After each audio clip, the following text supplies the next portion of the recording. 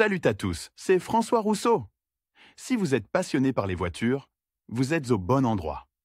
Continuez à regarder, on va entrer dans le vif du sujet. Les carburateurs Pierre Bourg II sont familiers aux automobilistes nationaux, ils équipaient de nombreux modèles des constructeurs allemands, principalement Volkswagen Golf Jetta et Audi. La production de diverses modifications de ce modèle s'est poursuivie jusqu'au milieu des années 90 du siècle dernier, et c'est à cette époque qu'un flux important de voitures étrangères a afflué dans les pays de l'ACE. D'après les commentaires des propriétaires de voitures, la Pierre Bourg II se caractérisait par une grande fiabilité, mais avec le temps, la situation s'est considérablement détériorée. Aujourd'hui, l'entretien des voitures dont le système d'alimentation est lié à ce carburateur peut refuser d'être problématique, et, comme de nombreuses voitures de ce type circulent dans le pays, pour beaucoup de leurs propriétaires, l'étude des nuances de réglage du Pierre Bourg sera très utile et instructive. Variété de Pierre Bourg.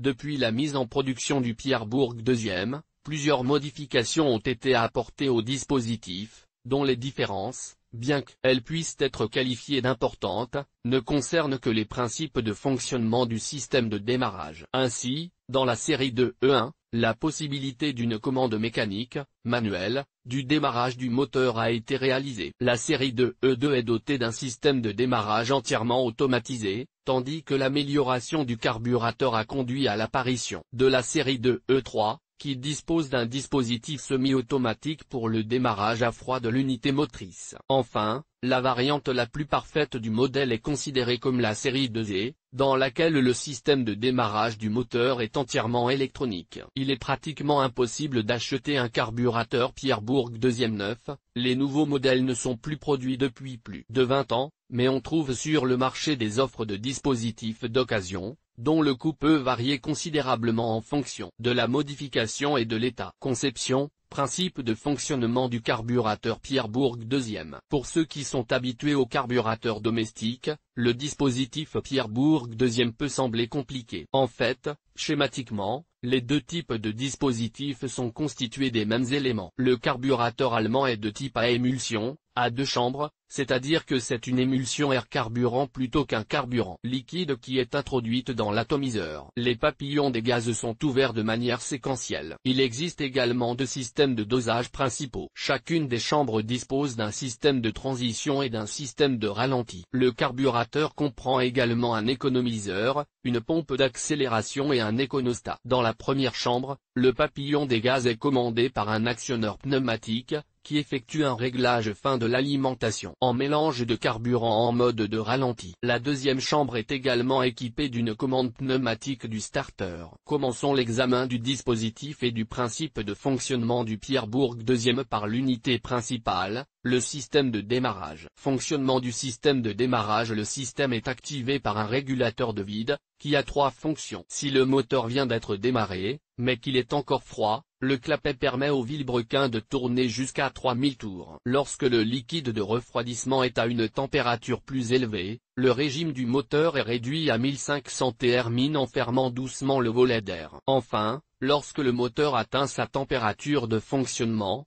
70 degrés Celsius, le régime du vilebrequin est ramené à la normale, à 800 Thermin. Le régulateur de vide du Pierre Bourg II est une vanne thermique à temporisation. Il est traversé par deux raccords de conduite de CO. Lorsque l'unité motrice n'est pas chauffée, la soupape est complètement fermée et le mélange est enrichi. Lorsque le liquide de refroidissement se réchauffe, la vanne s'ouvre et le mélange enrichi devient normal. En fait, il s'agit de la même aspiration, une technologie classique pour les carburateurs domestiques, sauf qu'elle est activée non pas manuellement, mais automatiquement. Si des impuretés pénètrent dans le système de suralimentation, la stabilité de son fonctionnement est perturbée. Actionneur thermique du volet d'air. Il s'agit d'un cylindre métallique, situé sur le côté droit, si l'on regarde depuis le capot, qui comporte également deux tuyaux du système de refroidissement. Le cylindre est constitué de deux cavités, chacune remplissant des fonctions différentes. Dans celle de gauche se trouve un ressort bimétallique en spirale,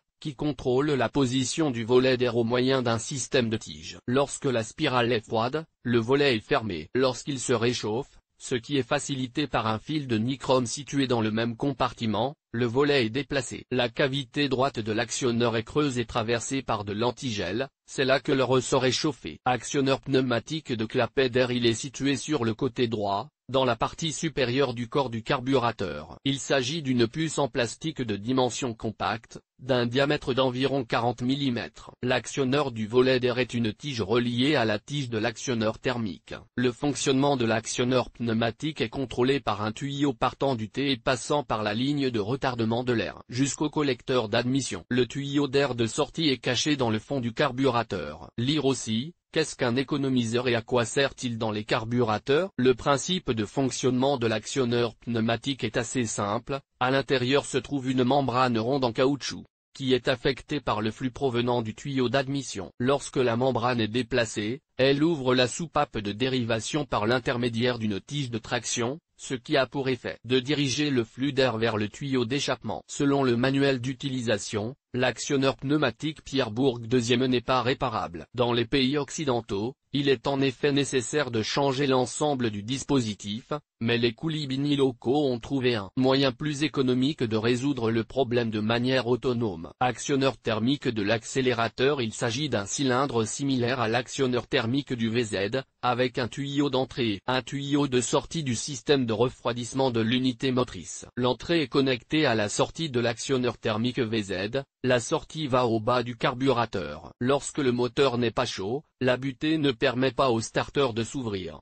Lorsque le liquide de refroidissement se réchauffe, la butée se déplace, entraînant la tringlerie. Actionneur pneumatique du starter. Il s'agit d'une petite pièce ronde de 8 cm de diamètre, d'où sort une tige reliée au levier de l'actionneur de starter. Il s'agit d'un interrupteur à 3 positions avec 2 tuyaux pneumatiques, l'entrée étant reliée à un T, la sortie à une électrovanne. Le système de ralenti. Le système transitoire. Lorsque le moteur est démarré, la thermovanne coupe l'accès de l'air atmosphérique à l'actionneur d'air du starter, et la tige de la première chambre est placée dans la position caractéristique de la marche au ralenti. Lorsque le moteur est réchauffé. Pendant que le moteur chauffe, le starter de la première chambre commence à s'ouvrir à mesure que la composante thermique du démarreur se réchauffe, système de chauffage par liquide. Pendant ce temps, le carburant provenant de la chambre du flotteur s'écoule dans le gicleur de ralenti, en contournant le gicleur de carburant principal. Il s'y mélange à l'air fourni par l'orifice de qualité du mélange,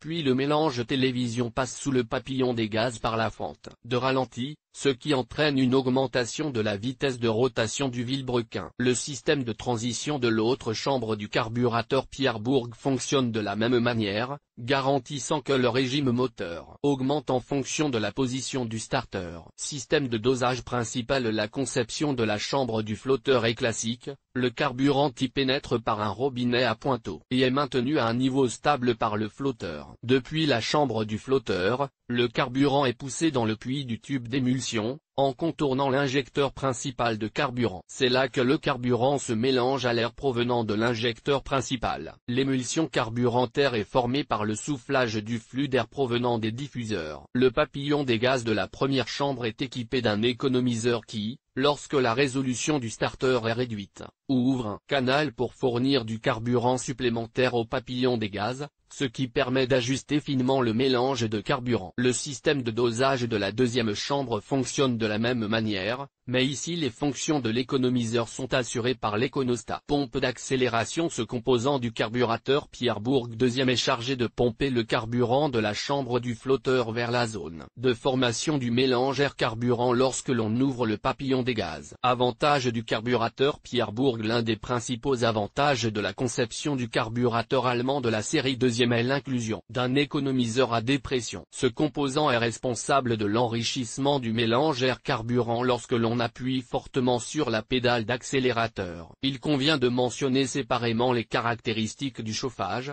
pour lequel le dispositif comprend des éléments chauffants spéciaux. Ceux-ci réchauffent assez rapidement toutes les parties du carburateur, améliorant ainsi la qualité de la formation du mélange. Enfin, il est impossible de ne pas mentionner le système de démarrage Pierre-Bourg II, qui est réalisé en 3 versions, manuel, automatique et semi-automatique. Le système de démarrage est piloté par un régulateur de vide, qui a plusieurs fonctions importantes. Lancer le système de chauffage. Après un démarrage à froid, ce qui permet au vilebrequin de tourner à 3000 Therm lorsque le liquide de refroidissement se réchauffe.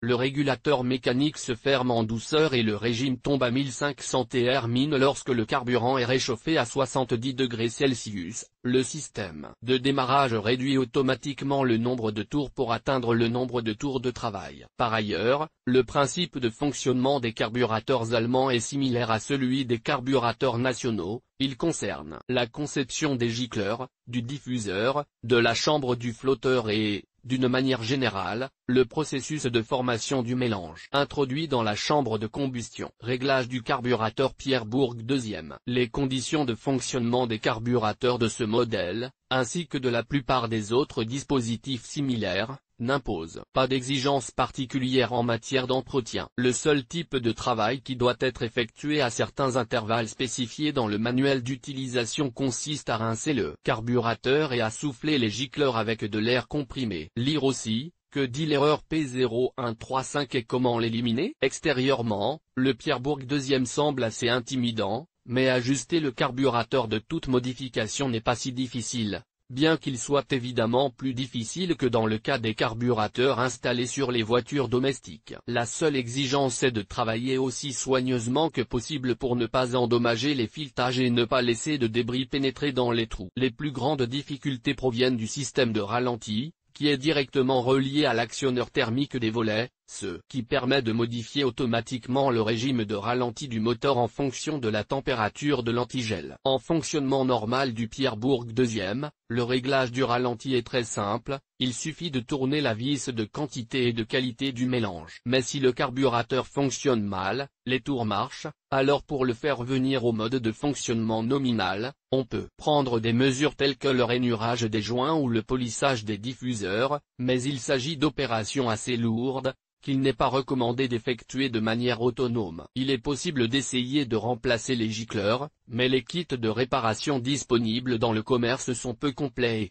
En raison de la rareté des carburateurs allemands, il est difficile de trouver des gicleurs de diamètre manquant. Lors du réglage du carburateur Pierburg II, il convient d'être particulièrement attentif au réglage de la pompe d'accélération, qui a un impact significatif sur les performances du moteur dans les différents modes. Il est nécessaire d'essayer de la régler de manière à assurer la plus grande atomisation possible du carburant, ce qui permettra d'obtenir un régime beaucoup plus rapide, ce qui est important pour les moteurs à carburateur. Des automobilistes expérimentés affirment que certains gicleurs Pierburg II sont compatibles avec les moteurs domestiques classiques. Ainsi, dans la première chambre, la taille du gicleur est de 110, dans la seconde de 127. Dans les kits de réparation pour véhicules classiques, le choix des gicleurs est vaste, de 107 à 130 mm, il est donc toujours possible de trouver des gicleurs rares. Bien que le Pierburg soit considéré comme un appareil très fiable, il peut, avec le temps, rencontrer des problèmes. Examinons les problèmes les plus fréquents. Régime de ralenti flottant lorsque le moteur est réchauffé. Si, après un démarrage à froid, le régime ne dépasse pas 1500 Therm,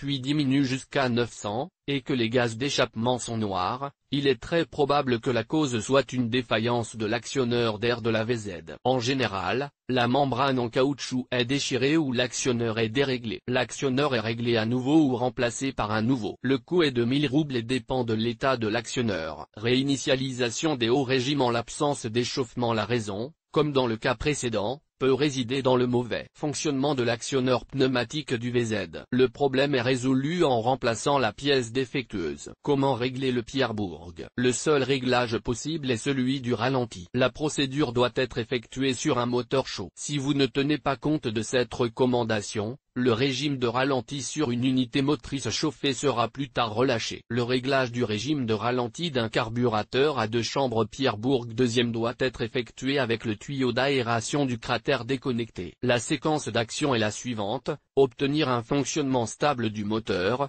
en réglant le nombre de tours à l'aide de la vis de réglage. Augmenter le nombre de tours jusqu'à la valeur maximale à l'aide de la vis de qualité. Lorsqu'elle cesse d'augmenter, arrêtez de tourner la vis de qualité. Revenez maintenant à la vis de quantité et diminuez le nombre de tours jusqu'au régime de ralenti nominal. Certains experts recommandent de tourner la vis de qualité jusqu'à ce que le moteur tourne sans à-coups, afin d'alléger le mélange et d'économiser du carburant. Après avoir effectué le réglage, Faites un essai de fonctionnement et si vous n'êtes toujours pas satisfait des performances du moteur, vous pouvez recommencer le réglage. Par rapport au carburateur Solex, les carburateurs Pierre-Bourg II sont considérés comme plus capricieux dans leur réglage et, en général, même les professionnels ne parviennent pas toujours à effectuer le réglage du premier coup. Lors de toute intervention sur ce carburateur, il est important de ne pas confondre l'ordre de raccordement des tuyaux avec le tocol et les tubes à vide. Comme vous pouvez le constater, le réglage du carburateur allemand à 2 chambres n'est pas difficile, puisqu'il ne concerne que le fonctionnement du moteur au ralenti. Tous les autres problèmes ont peu de chances d'être résolus, étant donné la rareté de ces appareils.